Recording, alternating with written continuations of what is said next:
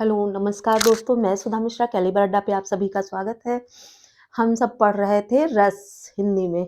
रस में हमने रस और उसके किसे कहते हैं वो पढ़ा, रस के अवयव कौन-कौन से होते हैं, उनके बारे में हमने पढ़ा। उसके अलावा थर्ड वीडियो में हमने रस के 4 प्रकारों के भी बारे में पढ़ा, जिसमें हमने श्रृंगार रस पढ़ लिया है और हमने उसमें रौद्र रस पढ़ लिया है, करुण रस पढ़ लिया है, ठीक है? और हास्य रस पढ़ा है। आज हम स्टार्ट करेंगे भयानक रस। आज का हमारा टॉपिक है भयानक रस, ठीक है? भयानक रस जैसा नाम से ही स्पष्ट है कि हाँ, जिस काव्य को पढ़कर या सुनकर मन में भय उत्पन्न हो। उस भय को देखने से पहले आप इसको देख लीजिएगा। आप जैसे ही वीडियो ऑन करें, लाइक कर दीजिए। लाइक मुझे बहुत पसंद है। प्लीज़ मेरे लिए आप इतना कर ही सकते हैं। लाइक करिए, अगर सब्सक्राइब नहीं किया है तुरंत सब्सक्राइब करिए, कमेंट और शेयर तुरंत कर दीजिए अपने फ्रेंड्स को और कमेंट मेरे लिए कर दीजिए, ठीक है? तो इतना आपको प्लीज़ करना ही पड़ेगा। आज हम स्टार्ट कर रहे हैं भयानक रस, ठीक है? देखिए क्या कह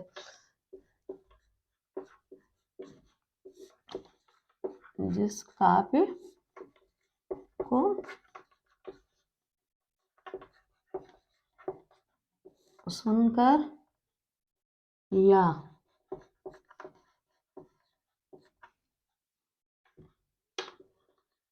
पढ़कर भय उत्पन्न हो,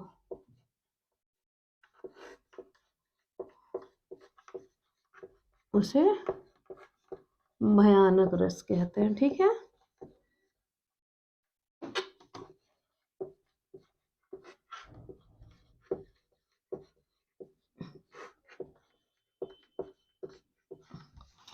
भयानक रस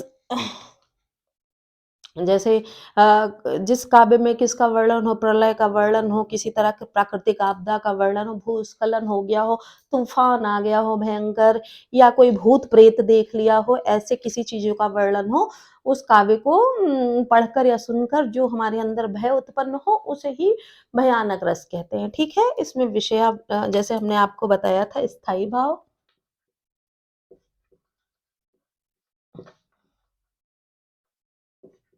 स्थायी भाव स्थायी भाव इसका है भय, ठीक है? आश्रयावलंबन, आश्रयालंबन,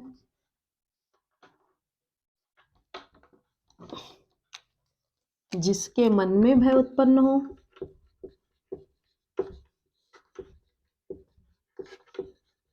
मन में भय उत्पन्न हो, और विषयालंबन आपका हो गया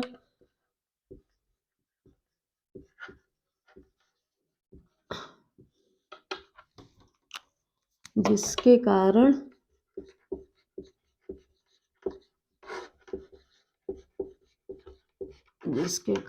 भय उत्पन्न हो, ठीक है?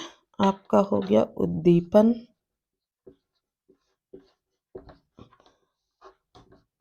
उद्दीपन आपका हो गया कि वो परिस्थितियां,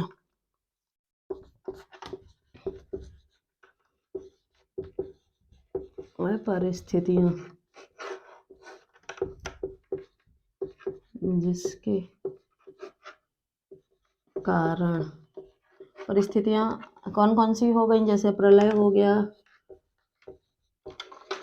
तूफान, आंधी,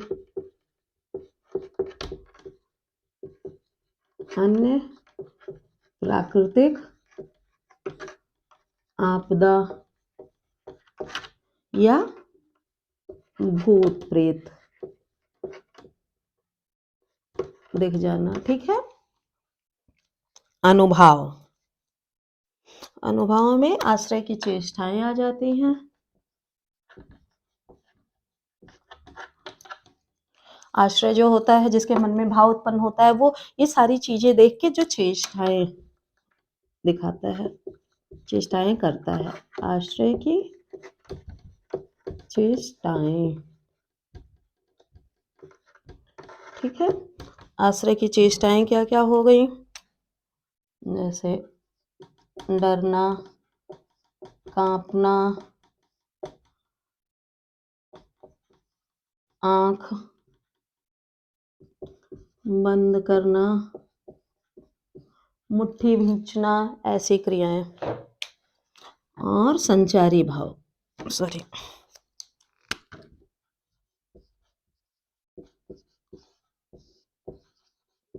संचारी भाव क्या हुआ, संचारी भाव आपका हो गया कि जो अपने आप, जैसे किसी तरह की उनका मन में त्रास हो, चिंता हो, भय, भय से मुंह लाल होना, आंखें भींच जाना, इस सब तरह की क्रियाएं करना, कांपने लगना, ये अपने आप ही संचारी भाव मन में उत्पन्न हो जाता है, ठीक है। तो इस तरह से हम देखते हैं भयानक रस, जिस काव्य से मन में डर या भय उत्पन्न हो, शरीर में कंपन उत्पन्न हो जाए, वह होता है भयानक रस। स्थायी भाव भय होता है, आश्रयालंबन, जिसके मन में वो भय उत्पन्न हुआ हो ये सुनकर या देखकर, और विषयालंबन, जिसके कारण उत्पन्न हुआ हो, जैसे किसी ने तूफान देख लिया, किसी ने सांप देख लिया, किसी ने शेर देख लिया, किसी ने भूत प्रेत कुछ देख लिया, तो जिसके कारण वो तो वो भूत प्रेत, आंधी तूफान, सांप, अजगर जो भी है देखा हो, तो वो विषयालंबन होता है। उद्दीपन वो परिस्थितियां, जो परिस्थितियां बन रही हैं, तूफान आ गया है, आंधी चल रही है, पेड़ टूट गिर रहे हैं, समुद्र की लहरें बहुत तेज झोंका मार रही हैं, या भूत प्रेत सामने आके खड़ा हो गया है, तो वो उद्दीपन होते हैं। अनुभाव, अनुभाव वो होता है उस समय जो आश्रय होता है, आश्रय जिसके मन में भय उत्पन्न हुआ हो, उसकी जो चेष्टाएं होती हैं, उसके जो क्रियाकलाप होते हैं, डरना, कांपना, आंखें बंद कर लेना, और मुट्ठी भींच लेना, दुबक जाना, तो इस सब तरह की चेष्टाएं। संचारी भाव, संचारी भाव वे होते हैं, जैसा आपको बताया है कि उसमें किसी तरह का कुछ आर्टिफिशियल नहीं होता है, ऑटोमेटिक वो बॉडी में होने लगता है। जैसे त्रास चेहरे पे आ जाता है, चिंता की लकीरें आ जाती हैं, और भय से कांपने लगता है, अपने आप मुट्ठियां भींच जाती हैं, तो इस सब तरह की क्रियाएं होती हैं, ठीक है। अब हम उदाहरण थोड़ा देख लेते हैं।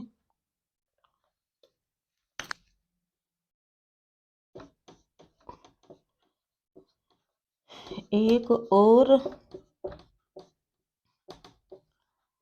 अजगर लख है, एक और बन रहा है,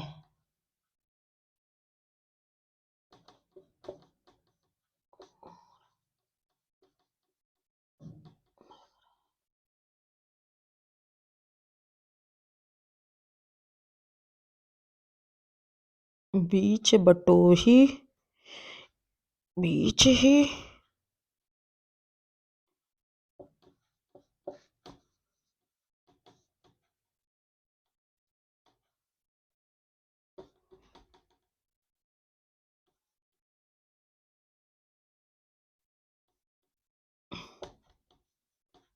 बरियो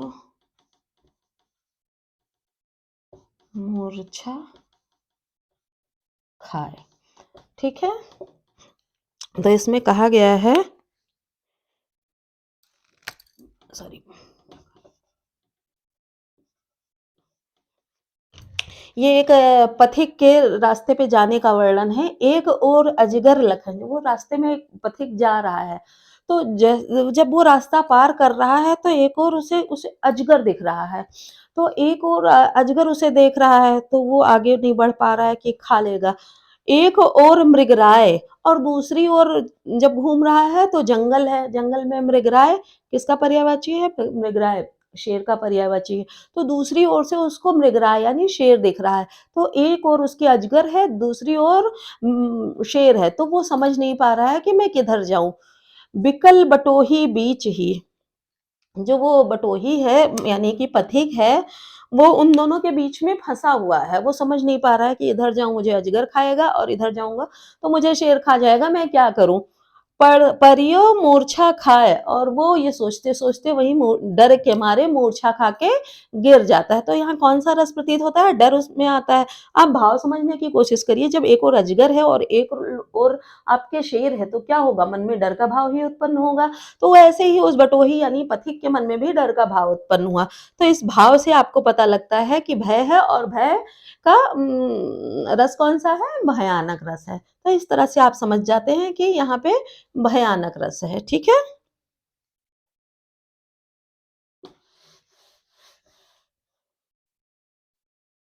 इसको थोड़ा सा आप नोट डाउन कर लीजिए।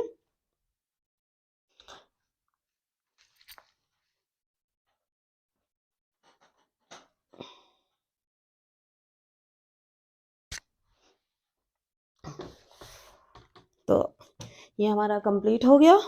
अब हम स्टार्ट करते हैं नेक्स्ट रस। नेक्स्ट हमारा है विभत्स रस। क्या है, विभत्स। आई होप आपको भयानक रस समझ में आ गया होगा।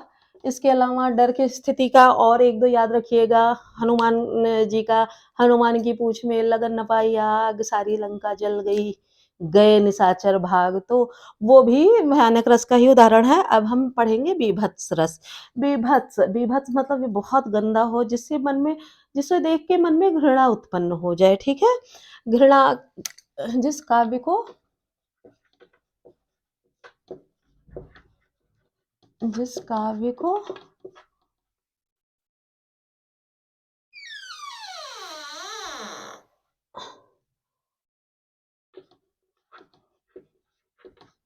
सुनकर या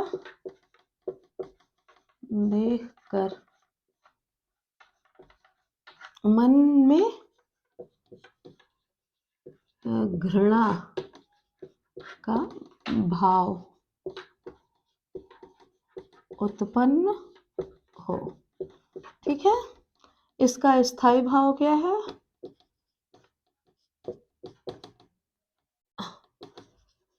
स्थायी भाव इसका है जुगुप्सा। इसको क्या बोलते हैं, जुगुप्सा। ठीक है। कहीं कहीं आपको जुगुप्सा नहीं, ये घृणा लिखा मिल जाएगा। ठीक है। कहीं कहीं अगर जुगुप्सा आपको नहीं मिलता है तो घृणा पे आप टिक करिएगा, अदरवाइज इसका स्थायी भाव जुगुप्सा ही होता है। ठीक है। अब आता है आश्रयालंबन। आश्रयालंबन क्या हो जाएगा, जिसके मन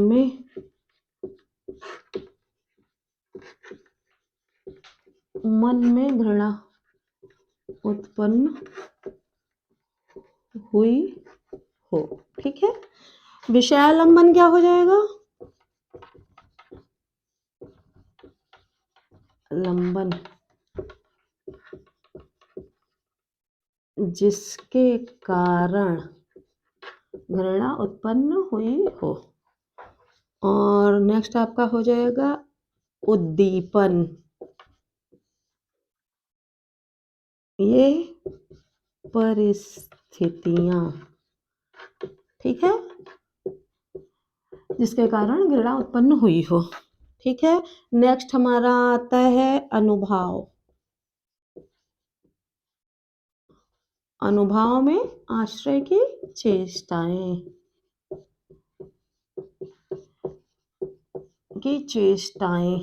आश्रय की चेष्टाएं क्या हो सकती है, कोई घिनौनी चीज देख के नाक सिकोड़ना,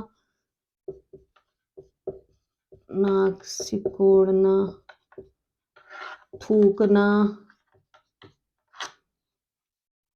ठीक है। संचारी भाव,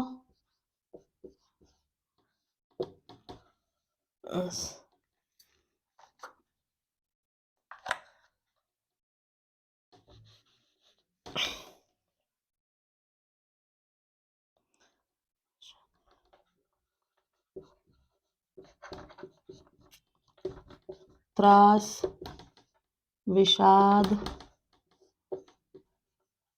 ग्लानि, थूकना, उल्टी करना भी हो सकता है।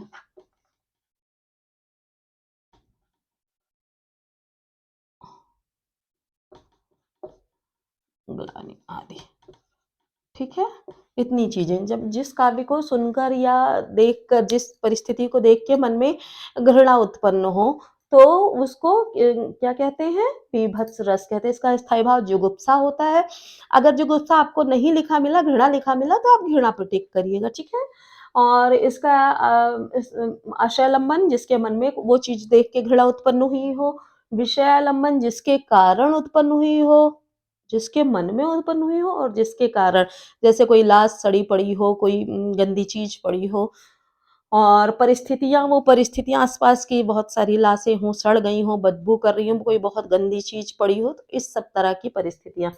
और अनुभाव, आश्रय की चेष्टाएँ, वो गंदी चीज़ें देख के जैसे वो अपनी चेष्टाएँ करता है, कहीं बदबू आ रही है तो वो उल्टी करने लगता है, नाक सिकोड़ता है, थूकने लगता है कोई गंदी चीज़ देखकर, तो वो चेष्टाएँ आ जाती हैं। संचारी भाव, मन में त्रास उत्पन्न होता है कि ये कैसे मर गया, कैसे, और ग्लानि की भावना होती है, ये सब कैसे परिस्थितियाँ होती हैं। और नेक्स्ट विषाद मन में होता है, बहुत दुःख उत्पन्न होता है। आखिर कोई मरा होगा तभी उसकी लाश सड़ी होगी, चाहे वो जीव जंतु मनुष्य कुछ भी हो सकता है, ठीक है? इसका उदाहरण हम देख लेते हैं।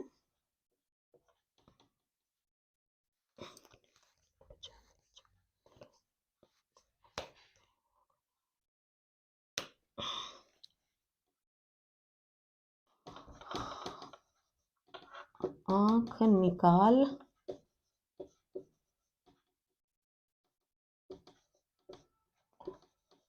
उड़ जाते, क्षण में उड़कर आ जाते।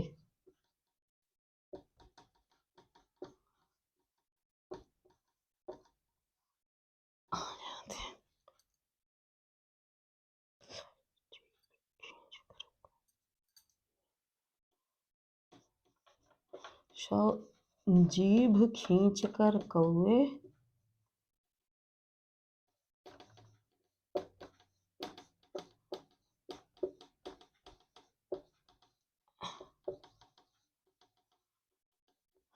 चुभला चभला कर खाते।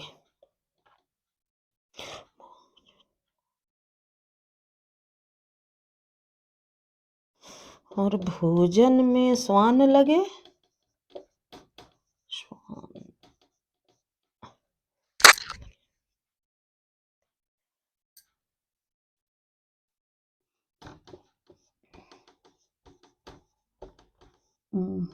मुर्दे थे भू पर लेटे,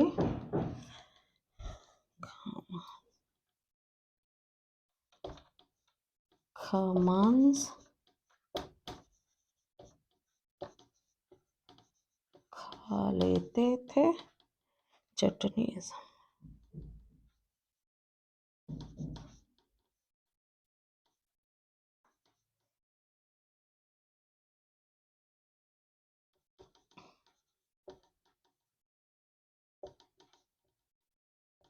ठीक, ये देखिए, जो ये आप पढ़ रहे हैं, इसमें इस तरह का भाव है जिससे देखिए आपको देखकर ही या सुनकर ही घृणा का भाव मन में उत्पन्न होगा, जुगुप्सा आएगी। आँख निकाल उड़ जाते, क्षण में उड़कर आ जाते। कोई लाश पड़ी हुई है, बहुत सड़ी हुई है, तो कौवे जो हैं वो आँख निकाल, कौवे, गिद्ध सब लाशों पे पड़े होते हैं, लाशों पे लगे रहते हैं ना, कहीं कोई लाश पड़ी रहती है, तो आँख निकाल उड़ जाते, आते हैं, आँख निकालते हैं उस शव का और उड़ जाते हैं, क्षण में उड़कर आ जाते हैं, घूम के खाते हैं और फिर उड़कर वहीं आ जाते हैं। सौ जीभ खींच कर कौवे, सौ को जीभ से अपनी खींच लेते हैं, उसके जो मांस है, मांस को जीभ से खींचते हैं, चुभला चभला कर खाते, और उस मांस को चुभला चुभला कर खाते। कहने में ही देखिए कितना घृणा लग रहा है। अगर सामने कोई ये काव्य पढ़ रहा है तो खाना भी नहीं खा जाएगा, मन में अजीब सी घृणा की भावना होगी। भोजन में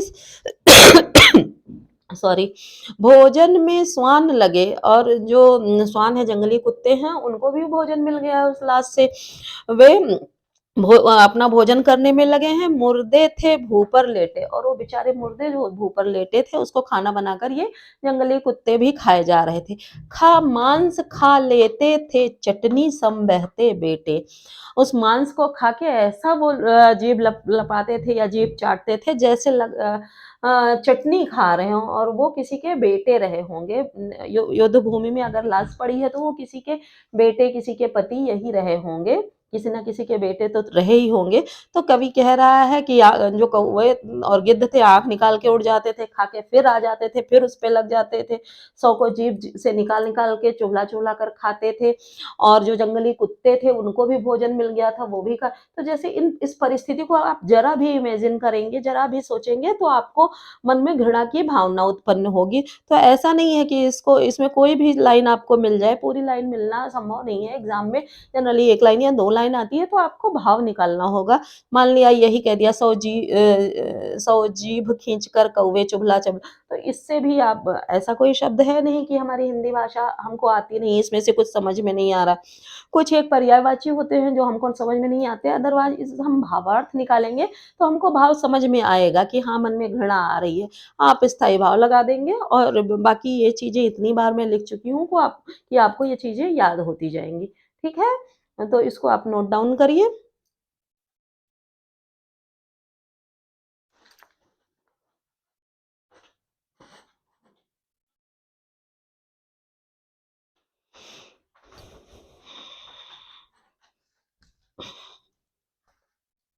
ठीक?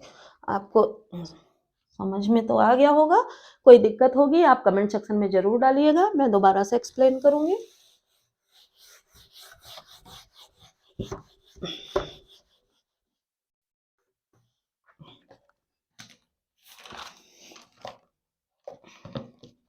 सातवां आपका आ गया, ये हमारा सातवां है वीर रस।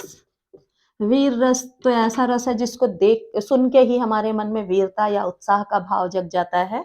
तो वो काव्य जिसे देखकर या सुनकर, ठीक है?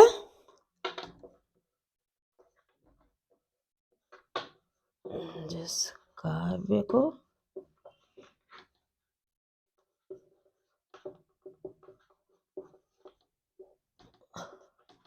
सुनकर मन में वीरता का भाव उत्पन्न हो, ठीक है? वही वीर रस है। अब वीर रस का स्थायी भाव क्या है? वीर रस का स्थायी भाव उत्साह है। मुझे लग रहा है मेरे इसमें कुछ दिक्कत है। स्थायी भाव, स्थायी भाव आपका हो गया उत्साह, ठीक? आश्रयालंबन,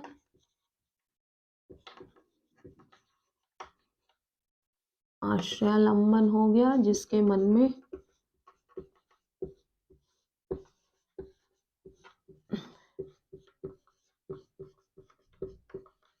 उत्साह, वीरता का भाव उत्पन्न हो,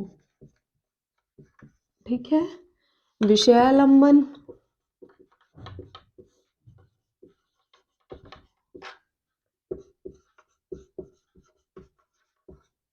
जिसके कारण मन में उत्साह, वीरता उत्पन्न हो, ठीक?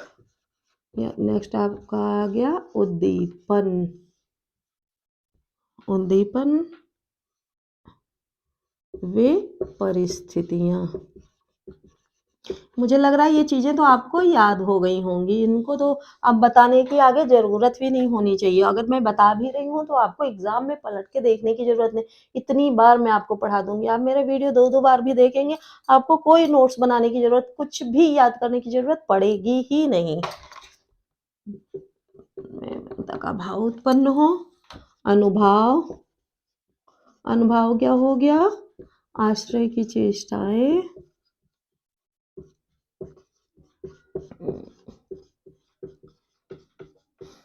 ठीक? और संचारी भाव, संचारी भाव क्या, संचारी संचारी भाव हो गया जैसे बहुत हर्ष हुआ हो। उत्साह कब कब होता है, हर्ष, उत्सुकता,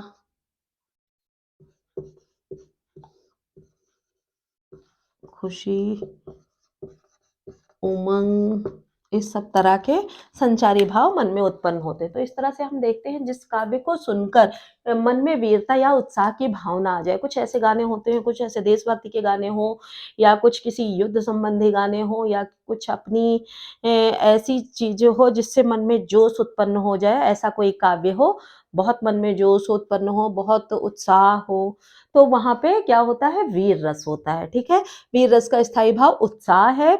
और इसका आश्रय लंबन क्या है, जिस चीज को देखकर, जिस चीज को सुनकर, मतलब जिसके मन में, किसी काव्य को सुना और मेरे मन में अगर उत्साह का भाव आ गया तो मैं आश्रय लंबन हूँ। जिसके कारण आया, जिसके कारण, जिस गाने को सुनकर या जिस परिस्थिति को देखकर मेरे मन में उत्साह आया, तो वो परिस्थितियां होती हैं जिसकी वजह से मेरे मन में उस उत्साह, वो कारण होते हैं। और तीसरा क्या है, विषय उद्दीपन। उद्दीपन में परिस्थितियां, चाहे युद्ध भूमि में जा रहे हैं या कहीं रणबेरी बज रही है, तो ऐसी परिस्थितियां जिसकी वजह से मन में उत्साह आया। अनुभव क्या होते हैं, मेरी चेष्टाएं, अगर मेरे मन में उत्साह आया, मैं बिल्कुल जोश में आ जाती हूँ, बिल्कुल एकदम युद्ध करने का मन करने लगता है।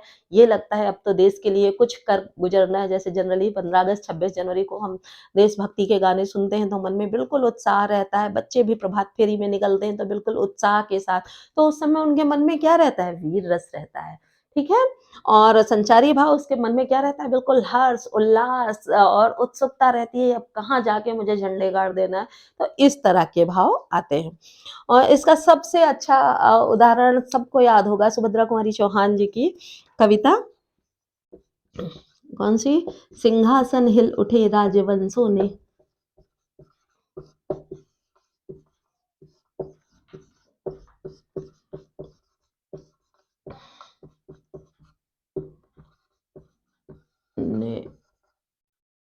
भ्रुकुटी तानी थी, बूढ़े भारत में भी आई फिर से नई जवानी थी। ठीक,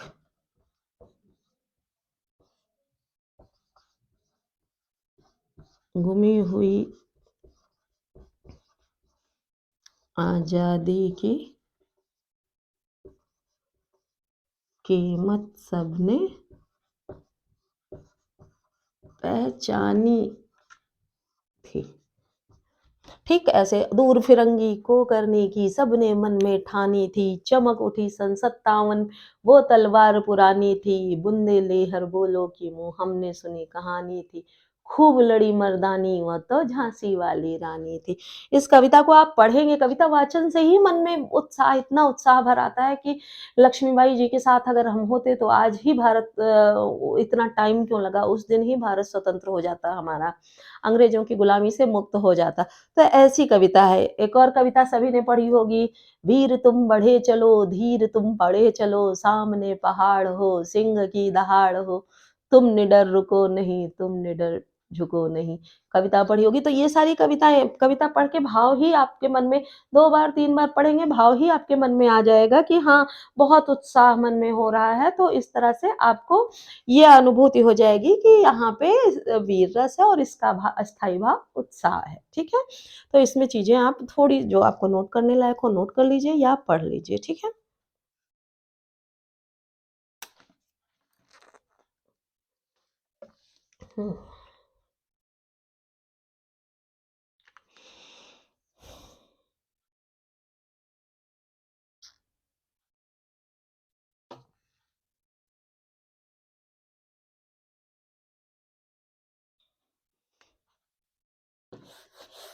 नेक्स्ट हम पढ़ते हैं, स्क्रीनशॉट आप ले लिया करिए और अगर तब भी काम नहीं बनता है आप वीडियो रिप्ले कर करके देखा करिए। अब हमारा 8वां भी आता है अद्भुत रस।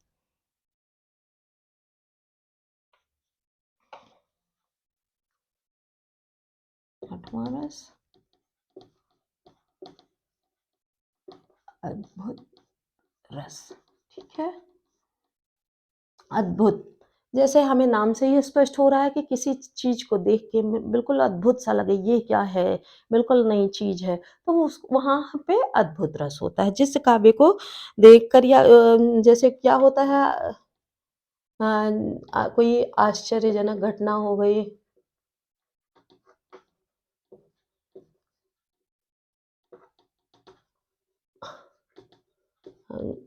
आश्चर्यजनक घटना कोई अम,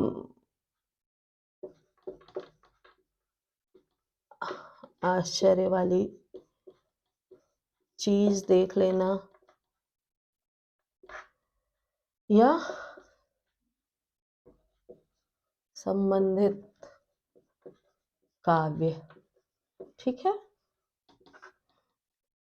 वहीं पे अद्भुत रस होता है। अद्भुत रस का स्थायी भाव, जैसे अद्भुत है ही तो स्थायी भाव भी उसका क्या होगा, स्थायी भाव आश्चर्य होगा। आश्चर्यजनक घटना देखेंगे तो मन में स्थायी क्या उत्पन्न होगा, आश्चर्य उत्पन्न होगा, तो स्थायी भाव इसका आश्चर्य है।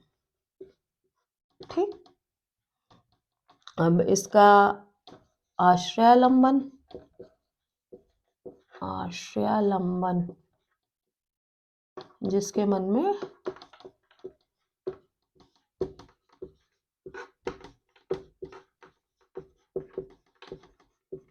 आश्चर्य उत्पन्न हो।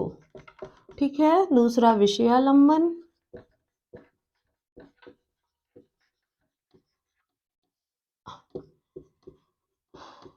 जिसके कारण मन में आश्चर्य उत्पन्न हो। ठीक, तीसरा क्या हो गया, उद्दीपन, यानी कि परिस्थितियां।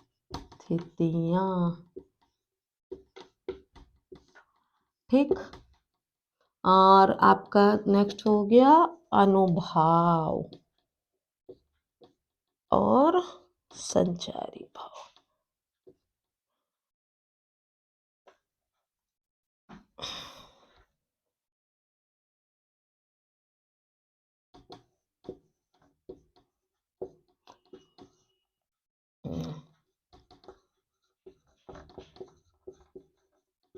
आश्रय की चेष्टाएं।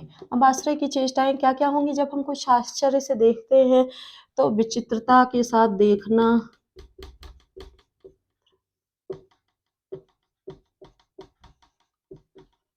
देखना,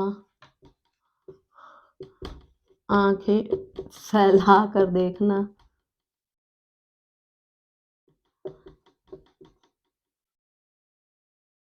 देखना। संचारी भाव क्या क्या मन में आता है, जड़ता, आदमी एक जगह पे कुछ देखता है, विचित्र बिल्कुल जड़ रह जाता है, और उसके चेहरे पे क्या आ जाती है, विचित्रता आ जाती है। ठीक, वैवर्ण्य, कई बार वैवर्ण्य हो जाता है, आश्चर्य वाली चीज जो हो ही नहीं सकता वो देख रहा है तो वो चेहरे का रंग तो उड़ ही जाएगा। ठीक है, अब हम इसका उदाहरण देखते हैं। उदाहरण, यह देख गगन, मुझ में लय है,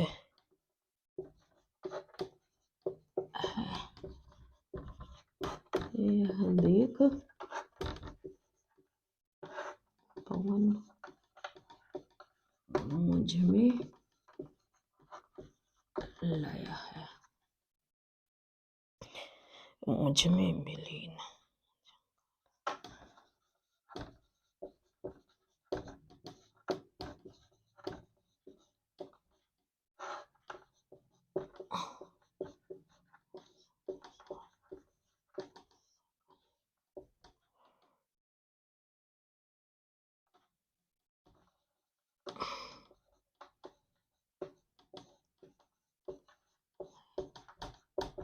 संसार सकल। ठीक है, ये काव्य आपने सुना होगा। ये काव्य तब का है, यह देख गगन, सॉरी गगन तो मैं लिखना भूल गई, यहाँ पे गगन। ये तब की बात है कि जब श्री कृष्ण भगवान दूत बनके, किसके दूत बनके, पांडवों के दूत बनके दुर्योधन के पास जाते हैं, मीन्स कौरवों के पास जाते हैं कि मैं अपोजिट पार्टी का हूँ, दूत बनकर आया हूँ, ये युद्ध अभी भी रुक सकता है। कि वो लोग वन से लौट के आते हैं और संदेशा भेजते हैं श्री कृष्ण के हाथों कि वो मुझे अगर राज्य नहीं देना चाहते हैं तो सिर्फ 5 गांव दे दें, तो 5 गांवों में हम 5 भाई रहकर अपना जीवन यापन कर लेंगे। कृष्ण भगवान उनसे कहते हैं, दुर्योधन से। तो दुर्योधन के मन में ये दुर्योधन को लगता है, अरे ये दूत आया है मुझे समझाने, मैं कहाँ 5 गांव दूंगा, वो तो 5 गांव देने को भी राजी नहीं था, वो तो युद्ध पे उतारू था। तो कृष्ण भगवान को वो बांधने चल दिया। उसने कहा कि ये दूत आया है, गलत बात बता रहा है, इसको बांध डालो। तो जैसे ही वो रस्सियां, लोहे की रस्सी से श्री कृष्ण भगवान को बांधने जाते हैं, तो कृष्ण भगवान बहुत भयंकर रूप, बहुत भीषण रूप धारण कर लेते हैं, अपना असली रूप। तो उस समय राज्यसभा में जितने लोग रहते हैं, उस समय उनके पिता धृतराष्ट्र जी, भीष्म पितामह, द्रोणाचार्य सभी रहते हैं, और वो यह कुकृत्य कर बैठता है, कृष्ण जी को बांधने चलता है। तो श्री कृष्ण भगवान अपना बेभत्स रूप दिखा लेते हैं, और बिल्कुल अद्भुत रूप होता है जो किसी ने कभी सोचा भी ना हो। तो सबके मन में आश्चर्य भर जाता है उनका वो भीषण रूप देख के। तो कृष्ण भगवान उस समय दुर्योधन से कहते हैं, यह देख गगन मुझ में लय है, यह देख पवन मुझ में लय है, मुझ में विलीन संसार सकल, मुझ में लय संसार सकल।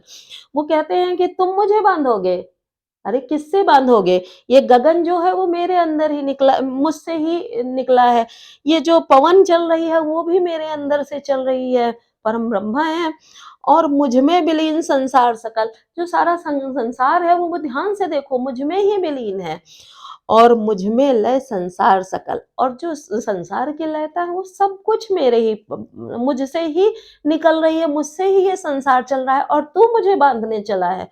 तो ये अद्भुत रूप देख के हर किसी के मन में, राज्यसभा में उस समय जितने भी लोग रहते हैं, सबके मन में आश्चर्य का भाव आ जाता है श्री कृष्ण का वह विकट रूप देखकर।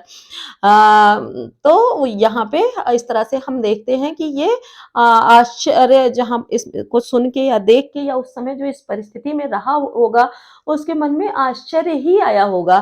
तो स्थायी भाव इसका आश्चर्य है। तो ये अद्भुत रस है, वो दृश्य ही अद्भुत रहा होगा कि कृष्ण भगवान अपना सामान्य रूप से बहुत भयंकर रूप अपना दिखाते हैं, अपना अस्तित्व, अपने असली अस्तित्व वाला रूप दिखाते हैं। तो इस तरह से भाव हम समझेंगे तो भी हमारे मन में, कविता का पठन ही ठीक से हम करेंगे, यह देख गगन मुझ में लय है, देख पवन, क्या ऐसी चीज है, अगर आप नहीं भी जानते हैं ये कथा, ये वैसे ये रश्मि रथी की है, तो उसी का पार्ट है, बहुत अच्छा है, इसको आप आगे भी पढ़ेंगे, चाहे तो पढ़ लीजिए, बहुत अच्छी कविता है, इसको पूरा पढ़ के ही मन में जोश भी, रस का भी भाव है, और आश्चर्य के से परिपूर्ण है ये कविता। ठीक है,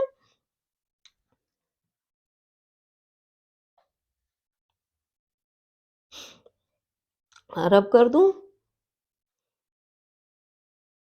इसके अलावा एक और, कृष्ण भगवान जब जाते, कृष्ण भगवान के मुंह में यशोदा मैया मिट्टी देखती हैं और मुंह खोलने को कहती हैं, तो उन्होंने जब कृष्ण भगवान मुंह खोलते हैं तो पूरा ब्रह्मांड उनके मुंह में नजर आता है। तो उस समय के लिए जो काव्य बना था, उस काव्य में भी जैसे था कि देख यशोदा शिशु के मुंह में सकल विश्व की काया, कि यशोदा जी जैसे ही मुंह खुलवाती हैं तो उनके मुंह में सकल विश्व की काया देख के वो बिल्कुल हिल और कांप जाती हैं, उनकी क्षण भर में वह जड़ सी हो गई, हिल ना सकी कोमल काया, और उनकी कोमल काया है जो वो बिल्कुल हिल ना सकी, हिल ही नहीं सकी, इतने आश्चर्य में आ गई कि मेरे नन्हे से बच्चे के मुंह में सकल विश्व कैसे समाया, और वही कृष्ण भगवान ये हैं। ठीक है,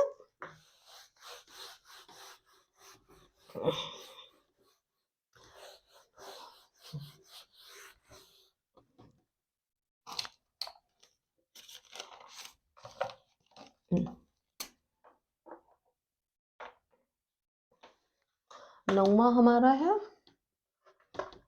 शांत रस।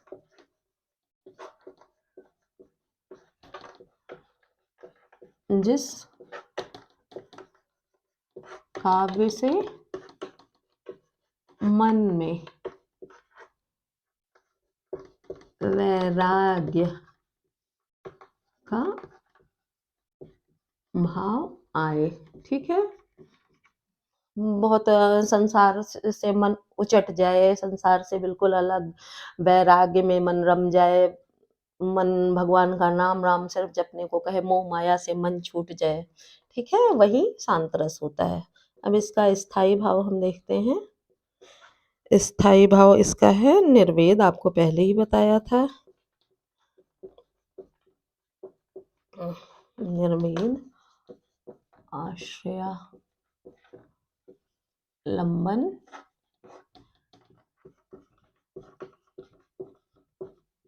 जिसके मन में वैराग्य उत्पन्न हुआ हो। ठीक है, विषयालंबन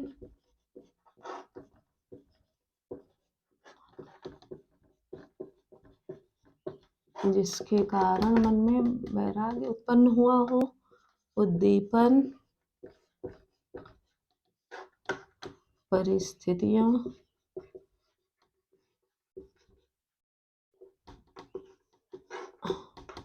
हो गई। अनुभाव हो गया। आश्रय की चेष्टाएं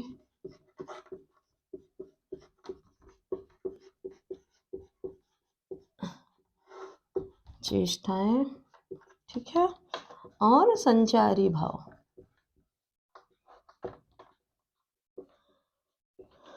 संचारी भाव क्या हो गया?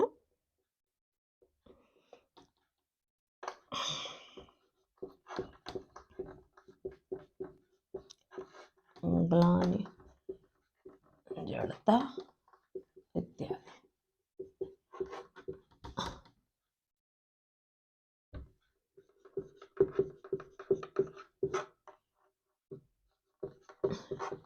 उच्चाट होना। ठीक है, तो काव्य, जिस काव्य को सुनकर या देखकर या जिस परिस्थितियों को देख के मन में वैराग्य उत्पन्न हो जाए, वहाँ शांत रस होता है। इसका स्थायी भाव निर्वेद होता है। आश्रयालंबन जिसके मन में ये भाव उत्पन्न होता है वो, और विषयालंबन जिसके कारण ये भाव उत्पन्न होता है। कुछ ना कुछ ऐसी चीज होती है जिसे देख के मन में भाव उत्पन्न होता है। उद्दीपन वो होता है जो आसपास की परिस्थितियां हैं जो ये भाव उत्पन्न होने में हमारा सहयोग करती हैं। और अनुभव होता है कि जो हम, हमारे मन में जब भाव उत्पन्न हो गया तो हम जो चेष्टाएं करते हैं वे चेष्टाएं। और संचारी भाव जो हमारे मन में होता है, ग्लानि होती है चीज, जैसे किसी चीज को देखा या जो सुना कि ये व्यर्थ ही है, ये मोह माया है, तो इस सब तरह के जो भाव मन में आते हैं, बिल्कुल शांत रहता है मन, शोक सा प्रतीत होता है, तो ऐसी चीजें इसमें आती हैं। ठीक है,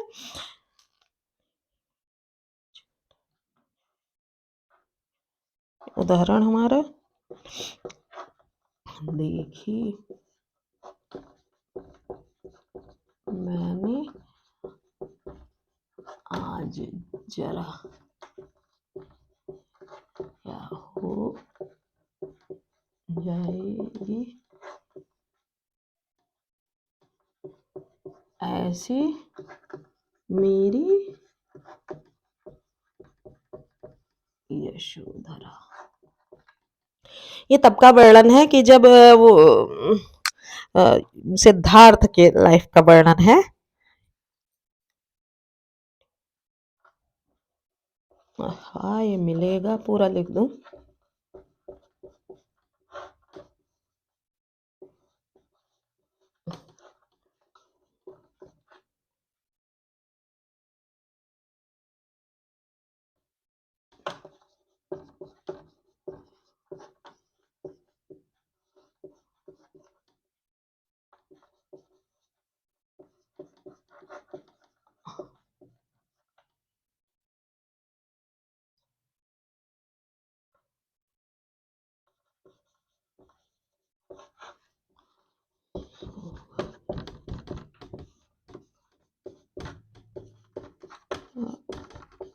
उपवन जो है आज हरा। ठीक है, ये तब का वर्णन है इस काव्य में जब सिद्धार्थ की कहानी आपने सुनी होगी, यशोधरा और सिद्धार्थ। यशोधरा जो थी वो सिद्धार्थ की पत्नी थी। गौतम बुद्ध जी का नाम है सिद्धार्थ बचपन का। तो उनके बारे में कहा गया था कि आपका बेटा या तो बहुत बड़ा राजा होगा या वैरागी हो जाएगा। तो उन्होंने अपने बेटे के लिए बहुत सारी व्यवस्थाएं करा दी थी कि वो कभी कोई ऐसी चीज ना देख सके जिससे उसके मन में वैराग्य उत्पन्न हो। तो उन्होंने उसकी एक शादी एक सुंदर युवती यशोधरा से करा दी थी। उसको उनको एक बेटा भी हो गया था। एक दिन उनका बाहर घूमने का मन किया और वो अपने उनका जो पर्सनल सारथी था, उस सारथी को लेके अपने ही राज्य में घूमने निकले। तो उन्होंने एक बूढ़े को देखा। बूढ़े को देख के उनके उनके मन में लगा कि कौन है। फिर थोड़ी देर बाद उन्होंने एक लाश देखी और थोड़ी देर बाद उन्होंने एक कोढ़ी व्यक्ति को देखा। तो उन सबको देख के उनके मन में ग्लानि होती जा रही थी और उन सबके बारे में वो अपने सारथी से पूछते जा रहे थे कि क्या है। तो उसने बताया कि एक को बीमारी हो गई है, एक मर गया है, मरा हुआ व्यक्ति है, एक व्यक्ति ऐसा है बूढ़ा हो गया है जो कल को आप भी होंगे, मैं भी होऊंगा, कल को आपकी भी मृत्यु आएगी। मैं ये ऐसी असाध्य बीमारी किसी को भी हो सकती है, किसी ना किसी बीमारी से व्यक्ति ग्रसित होता ही है। तो ये सब देख के उनके मन में ग्लानि उत्पन्न हो गई और उनके मन में बिल्कुल शांत भाव आ गया, निर्वेद भाव आ गया कि अरे संसार में क्या होता है, मुझे तो ये पता ही नहीं था। तो वो यही देख कर बोलते हैं, देखी मैंने आज जरा मतलब शरीर आज मैंने देखी, क्या हो जाएगी ऐसी मेरी यशोधरा। यशोधरा तो बहुत खूबसूरत थी। तो वो कहते हैं कि बताओ जब शरीर का ये हाल होता है तो क्या मेरी यशोधरा भी ऐसी हो जाएगी। हाय मिलेगा मिट्टी में यह वर्ण सुवर्ण खरा। और क्या ये शरीर मिट्टी में मिल जाएगा, क्योंकि उसने बताया था कि जिसने जन्म लिया है उसकी मृत्यु निश्चित है, वो मरेगा। मरने के बाद क्या होता है वो परिस्थितियां भी बताई थी। सूख जाएगा मेरा उपवन जो है आज हरा। और मेरा उपवन, मेरा चाहे उसको घर के बगीचे से ले लीजिए, परिवार के मेंबर से ले लीजिए, चाहे आप उनके बाग बगीचे से ले लीजिए, जो है आज हरा भरा। मैं देख रहा हूँ क्या ये सब सूख जाएगा। तो ये सब सुन के देखकर उनके मन में ग्लानि उत्पन्न होती है और उनके मन में वैराग्य आ जाता है। तो इस तरह से हम देखते हैं, ऐसे काव्य को देखकर हमारा मन भी बिल्कुल निर्वेद सा होता है। देखो क्या हो रहा है धरती पे, क्या हो रहा है, कल को कुछ नहीं रहेगा, मोह माया मन से खत्म होती रहती है। तो इस तरह के भाव आते हैं। ठीक है, नेक्स्ट आपका आता है भक्ति रस। भक्ति रस आप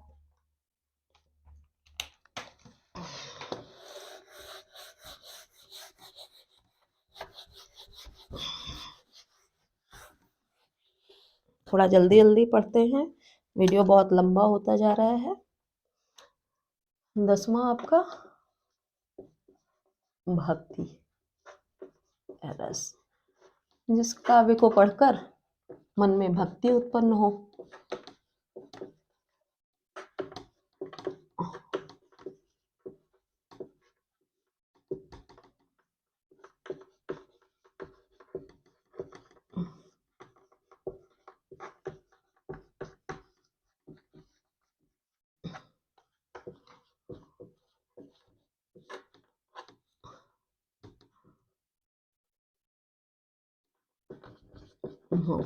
ठीक है, इसका स्थायी भाव मैंने पहले ही आपको बताया था। स्थायी भाव रति।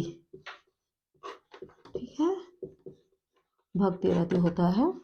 ठीक है, और आश्रयालंबन,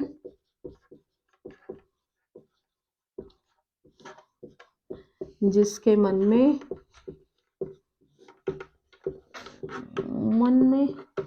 भक्ति उत्पन्न हो। ठीक, विषयालंबन,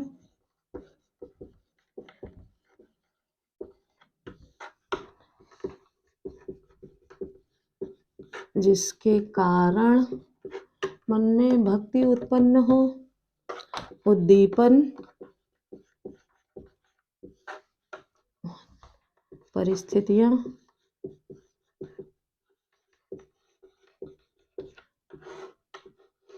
जिसके कारण मन में भक्ति उत्पन्न हो। और अनुभव यानी आश्रय की चेष्टाएं।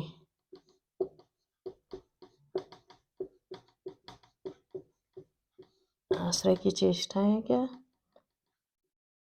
गई भक्ति में मगन होना,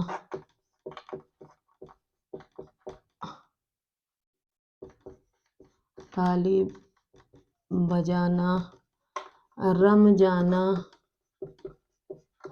इत्यादि। और संचारी भाव क्या हुआ?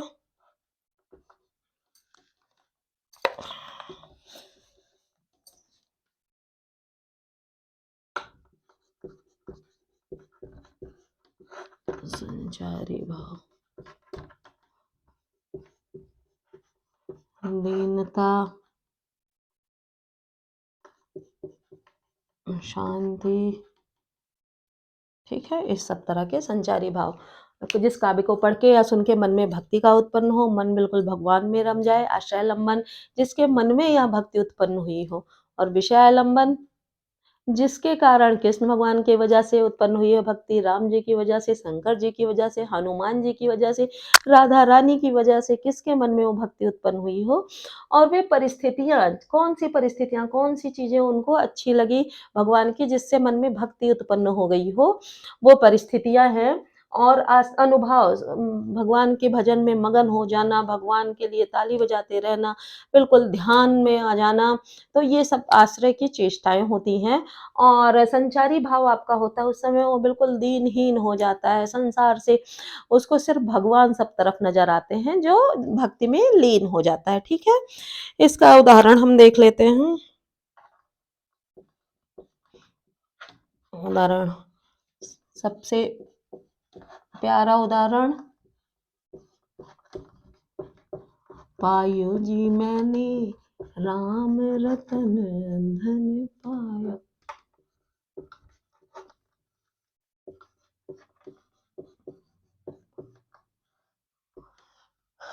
पायो, ठीक है। तो ये काव्य जो है ये मीराबाई का है। मीराबाई जी कृष्ण भगवान के वैराग्य भक्ति में मगन ही थी, तो उनके ही भजन गाया करती थी, उनकी भक्ति में लीन रहती थी। पायो जी मैंने राम रतन धन पायो, वस्तु अमोलक दी मेरे प्रभु ने। तो वो कहती हैं कि भगवान जो राम रतन धन है वही मेरा धन है, वो मैंने पा लिया है। तो वो पूरी तरह से हरि के भजन में ही लीन रहती थी। ठीक है, और एक और आप देख सकते हैं, सूरदास इन्हीं का है कि कौन सा है, मेरे तो गिरधर गोपाल दूसरों न कोई।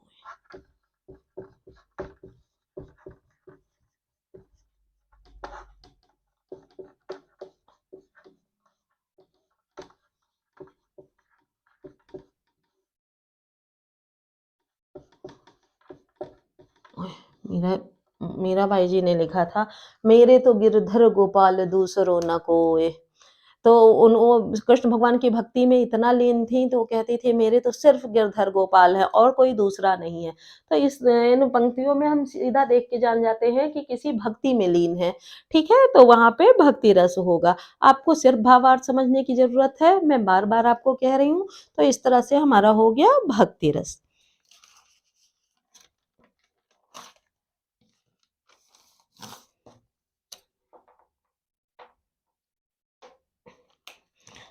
नेक्स्ट आपका आ जाता है 11वां वात्सल्य रस।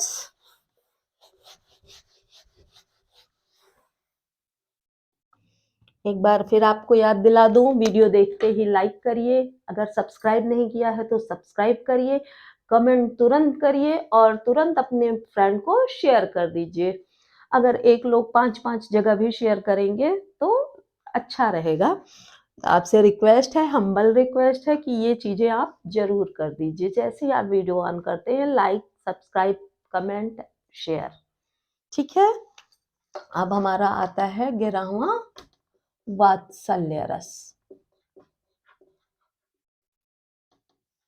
वात्सल्य रस, ठीक है। जैसा मैंने आपको बताया था कि भक्ति के साथ ही वात्सल्य रस का भी स्थायी भाव क्या होता है, रति ही होता है। ठीक है, इंक में कुछ प्रॉब्लम आ रही है।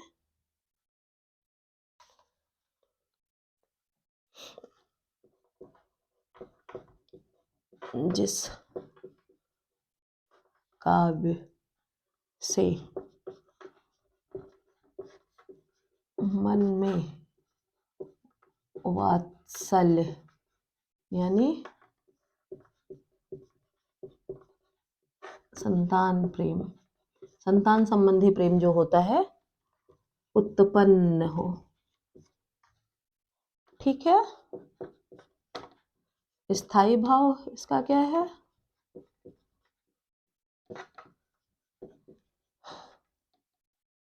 हाँ, जैसे मैंने आपको बताया कि था सॉरी कि ये 2 तरह का होता है। ठीक है। एक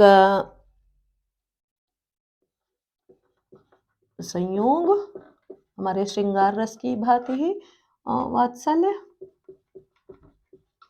और दूसरा वियोग वात्सल्य। ठीक है।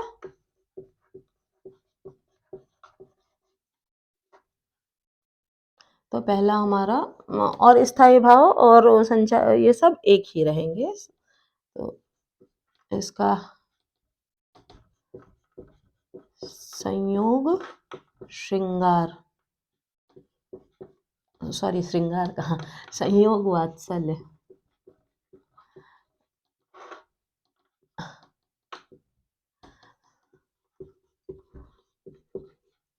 संतान से मिलन संबंधी काव्य से उत्पन्न भाव। ठीक है। इसका स्थायी भाव,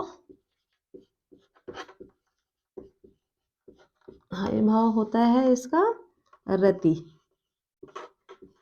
ब्रैकेट में वात्सल्य,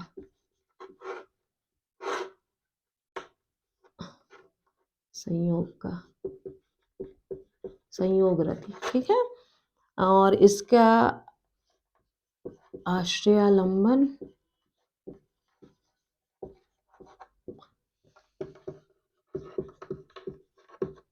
जिसके मन में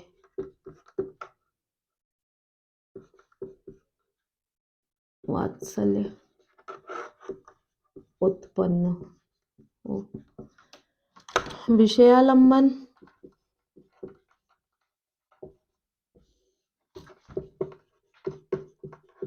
जिसके कारण मन में वात्सल्य उत्पन्न हो।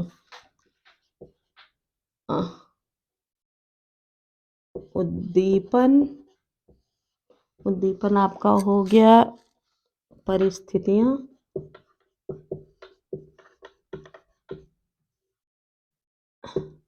और अनुभाव क्या हो गया? आश्रय की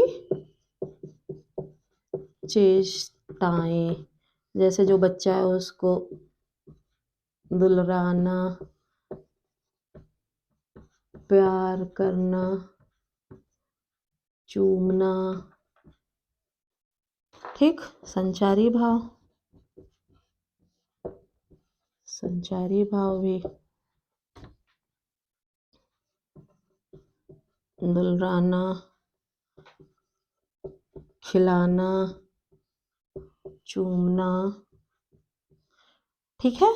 इस तरह के भाव आते हैं। वात्सल्य रस में जिस काव्य को मन में सुनकर मन में संतान संबंधी प्रेम उत्पन्न हो जाए, तो वे 2 तरह के होते हैं, संयोग और वियोग। संयोग में वो होता है जिसमें संतान से मिलने मिलने पे जो प्रेम उत्पन्न हुआ हो, तो वो भाव होता है। इसका स्थायी भाव होता है रति, संयोग मतलब संयोग रति।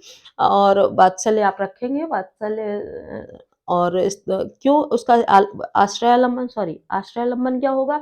जिसके मन में, जिसको संतान उस समय मिली हो, उसकी संतान उसके पास आई हो, तो वो आश्रयालंबन होता है उस समय, उसके मन में वो वात्सल्य उत्पन्न हुआ हो। और विषयालंबन क्या होता है? किस कारण बच्चा आया है, गोद में बैठा है, उसके प्रति प्यार आ रहा है। और पर उद्दीपन में परिस्थितियाँ, क्या परिस्थितियाँ? बच्चा आपका कई दिनों बाद आपसे मिला है, या बच्चा आप कहीं स्कूल से आता है, आपकी गोद में बैठ जाता है, कहीं खेल कर आता है, बच्चों की हरकतें यही होती हैं। और परिस्थिति उद्दीपन क्या होता है? वो परिस्थितियाँ बता दिया। हाँ, अनुभाव, अनुभाव आश्रय की चेष्टाएँ, जो ये है क्या करता है, अपने बच्चे को प्यार से गोद में लगाता है, गले लगाता है, चूमता है, खिलाता है, हिलोरे मारता है। फिर संचारी भाव दुलराना, खिलाना, पुचकारना, चूमना, इस तरह के संचारी भाव उत्पन्न होते हैं, ठीक है? इसकी आप एक ये देख लीजिए उदाहरण।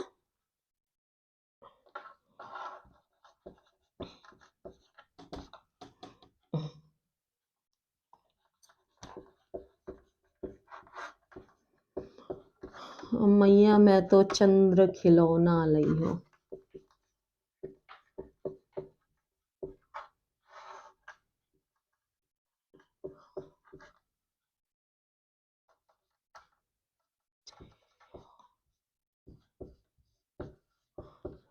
लोटी धरन पर अबही तेरी गोदी न आई हो। ठीक है? तो ये है, कब का है? ये देखिए, मैं जब कृष्ण भगवान खेल रहे होते हैं तो माँ से अपनी जिद करते हैं, यशोदा मैया से, मैया मैं तो चंद्र खिलौना लई हूँ। वो जिद करते हैं, मैया मैं वो चाँद का ही खिलौना लई हूँ। जइयो धो लोटे धरन पर अबहीं तेरी गोदी न आई हो। माँ उनको लेने चलती है, वैसे कहते हैं, नहीं मुझे खिलौना वही खिलौना चाहिए, और नहीं तो मैं अभी धरती पे लेट जाऊँगा और यहीं अब तुम्हारे पास नहीं सोऊँगा, तुम्हारी गोदी भी नहीं आऊँगा। तो इसमें देखिए स्थायी भाव क्या, वात्सल्य जगह यशोदा मैया के मन में प्रेम आ रहा है, देखो कितना प्यारा बालक है, इसको कितना बोध है, इसको ये भी नहीं पता कि चांद का खिलौना नहीं ले सकता। तो स्थायी भाव इसका रति वात्सल संयोग आ गया। और आश्रय क्या है, यशोदा मैया उनके मन में ये भाव आया। और विषयालंबन क्या है, विषयालंबन वो मतलब वो कारण क्या, चांद है, और चांद को कृष्ण भगवान मांग रहे हैं, उसको इन दोनों का के बीच का जो कनेक्शन है वो कारण है, जिसके मन में, उनके मन में वात्सल्य उत्पन्न हो रहा है। उद्दीपन में परिस्थितियां, वो खेल लड़ते हैं, रीझते हैं, जमीन पे लौटने लगते हैं, तो वो परिस्थितियां हैं जिनके वजह से भाव उत्पन्न हो रहा है। अनुभाव आश्रय की चेष्टाएं, आश्रय की चेष्टाएं किसकी, यशोदा मैया उस समय आश्रय हैं, उनकी चेष्टाएं क्या है, उनको उनको पकड़ती हैं, उनको दुलराती हैं, मनाने की कोशिश करती हैं। और संचारी भाव उनके मन में क्या उत्पन्न होता है, वो चूमती हैं, मनाती हैं, वो अपने आप उनकी आँखों में प्रेम उत्पन्न होता है, तो ये सारे संचारी भाव होते हैं, ठीक है? इसके अलावा कृष्ण भगवान की जितनी बाल लीलाएँ हैं, या श्री रामचंद्र कृपालु भजमन, या मैया हरिपाल ने झुलावे, इस सब तरह के जितने काव्य हैं वो वात्सल्य रस से सराबोर है। इस तरह की कोई भी कविताएं आ जाती हैं तो आप वात्सल्य रस पे के संयोग पे टिक करिएगा, आपका सही होगा। बात समझने की यहाँ रहती है, ठीक है? अब हमारा वियोग वात्सल्य है, थोड़ा सा यहाँ बस रब करूं।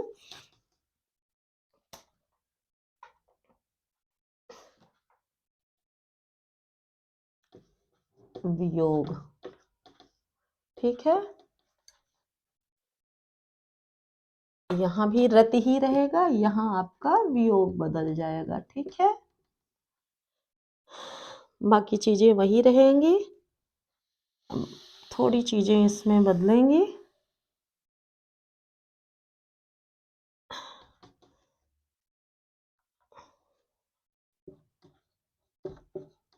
मोह, गर्व, और जब वियोग होगा तो प्यार जताना, रोना, ठीक है? उदाहरण हम देखते हैं।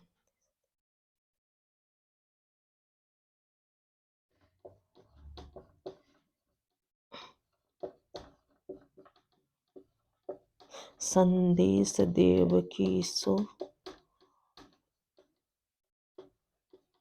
कहिए,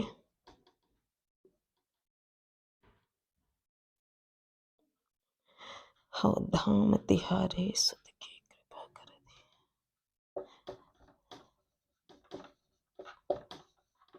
दी। तिहारे सुत की कृपा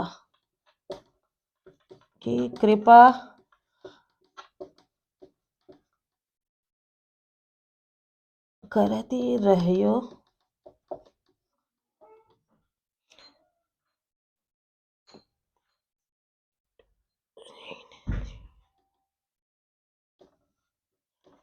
कुछ तो टेव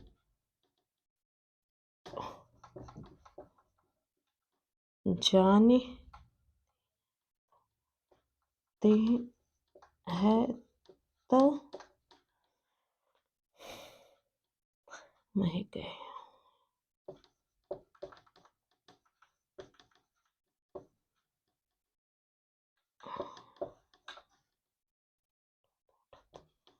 थोड़ा सा आ नहीं रहा है। प्रात उठत मेरे लाल लड़त हैं।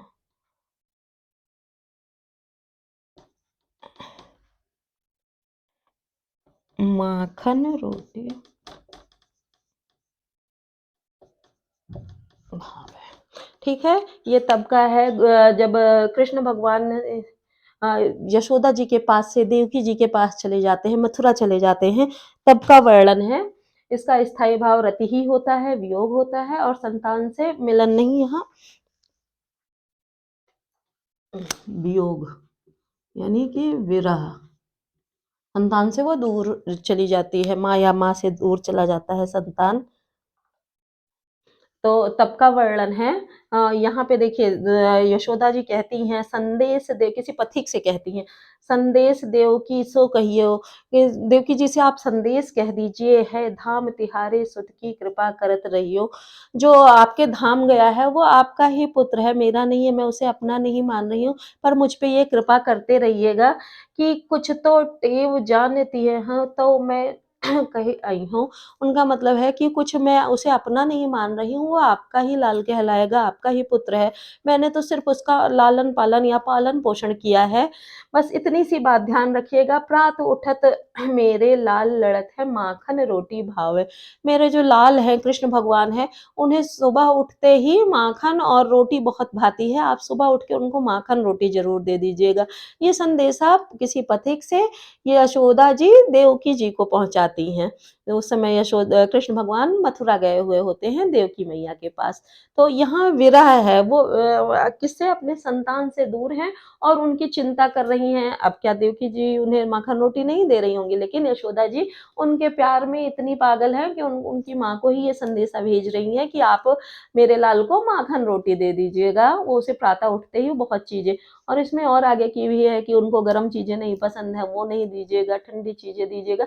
इस सब तरह की इसमें बातें कही गई हैं। तो इस तरह से जब बिछड़ने का, अपनी संतान से बिछड़ने का जहाँ वर्णन हो, वहाँ वात्सल्य वियोग होता है, ठीक है, जिसका स्थायी भाव रति ही होता है। इस तरह से हम देखते हैं स्थायी भाव रति किसका किसका होता है। भक्ति का भी स्थायी भाव रति होता है, पर आप क्लियर कर चुके हैं कि जहाँ भगवान से भक्ति मन में उत्पन्न हुई हो। और संयोग और वियोग दोनों का स्थायी भाव वात्सल्य का रति होता है, एक संतान से मिलने संबंधी, दूसरा वियोग संतान से बिछड़ने संबंधी, ठीक है। बाकी श्रृंगार रस भी मैंने आपको पढ़ाया था। आई होप आपको ये सारे रस, 11 रस जो मैंने पढ़ाए हैं, आपको समझ में आए होंगे। किसी तरह का कोई डाउट आता है, कोई प्रॉब्लम आती है, कमेंट सेक्शन में आप ज़रूर डालिएगा। और लाइक, शेयर, कमेंट, सब्सक्राइब सब करते रहिएगा। वो मेरी टॉनिक है, मुझे मेरी टॉनिक देते रहिएगा और आपको मैं सारे कंटेंट अवेलेबल कराती रहूँगी। नेक्स्ट वीडियो आने तक के लिए धन्यवाद।